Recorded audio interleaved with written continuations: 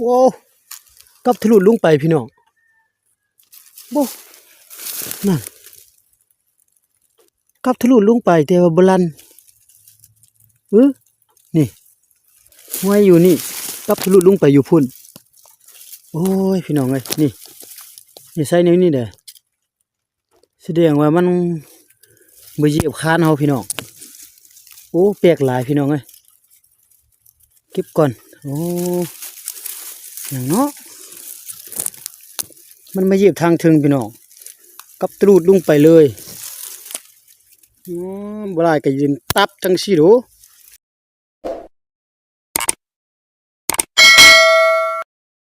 ครับทักทายสบายดีพี่น้องที่เข้ามาที่ตามรับชมรับเบิ่งมายามกับพี่น้องมายามกับตอนสายๆกับ6หลังใส่แต่มื้อวานพุ่นล่ะมื้อซื่นพุ่นล่ะพี่น้องมื้อวานก็บ่ได้ยามกับ6หลังนั่นน่ะเดี๋ยวนี้ก็ 12 โมงละ12 โมงปลายแล้วพี่น้องตอนเช้าค้าเวียกบ่ได้มายามไป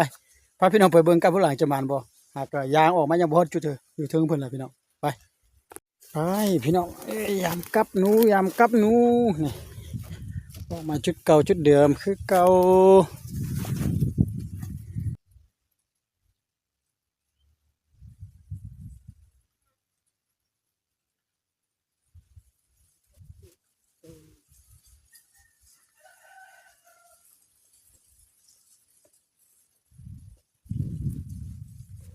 อยู่จุดนี้แหละ6หลังพี่น้อง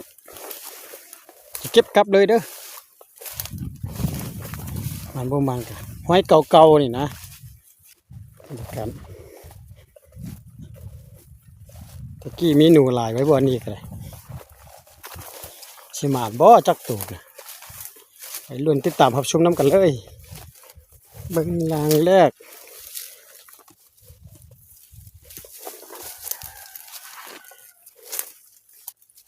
ก็มาโฮงกับมันนั่นแหละพี่น้องนี่ต้มจ้ำเจียวคัก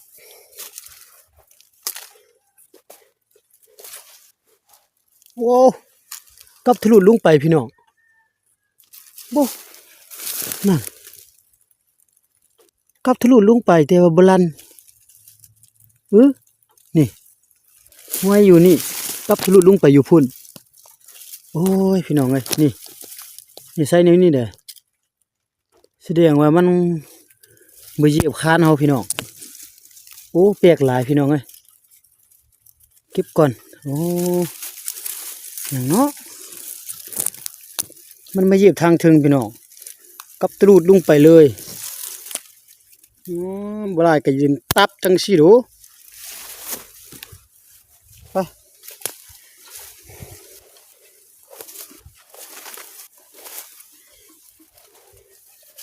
อยู่นี่ก็ลัง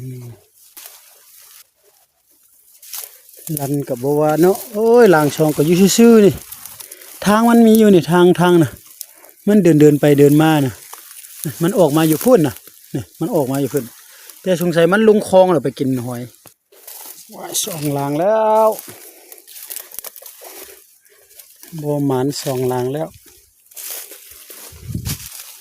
โอ้หนูพกอยู่นี่มันไปใส่มดวะอยู่นี่ก็บลันเลย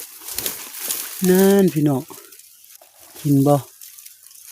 อยู่นี่ก็มีทางเดินมานะบ่เข้าซ้ำพี่น้อง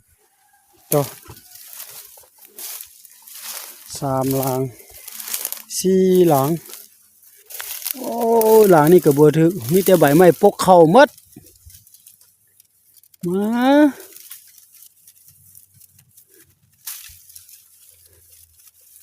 หนูมันมีอยู่นะพี่น้องบ่มาเอาเยอะเขาเลยนี่หลานนี่กระบวนการกินแฮวซะแล้วพี่น้องเอ้ยประมาณอีกละใส่เยอะเข้าสารพี่น้องบ่เข้า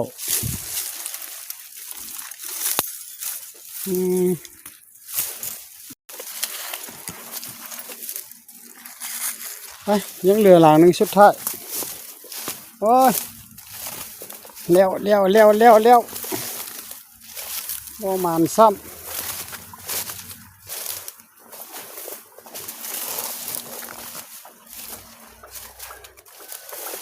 เอาไปเอามาประมาณซ้ำ นี่หลังนี่ก็โบราณนั่นเอาไปเอามาอันอื่นบ่กินบ่ครบเสื้อขาดโอ้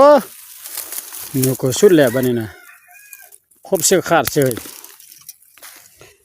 หลังสุดท้าย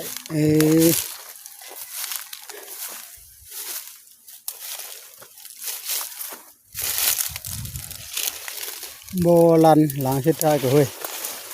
ยื้อเข้าเขาตันลัดอยู่พี่น้องโอ้ยทิ่มกับไว้ทิ่มกับดักไว้ปะไว้2 มื้อ 2 คืนยังบ่มีตัวลันยังบ่มีตัวเข้ายังบ่มีตัวติดบาดเถอะกับ7หลังพี่น้องเอ้ย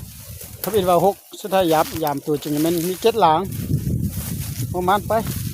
กลับก่อนพี่น้องพอกันคลิปต่อไปประมาณเกยบ่เป็นหยังฝากเป็นกำลังใจเด้อพี่น้องเด้อนี่แดดก็ร้อนๆเด้อกำลัง12 โมงไป1 โมงยังละเมื่อยามกลับตอนเช้าFCคนอื่นน่ะสงสัยว่าเพิ่นได้หนูแล้วไปคั่วกินหมดละเขากำลังมายามก็บ่มานอีกพอกันคลิปต่อไปเลยสวัสดีครับพี่น้อง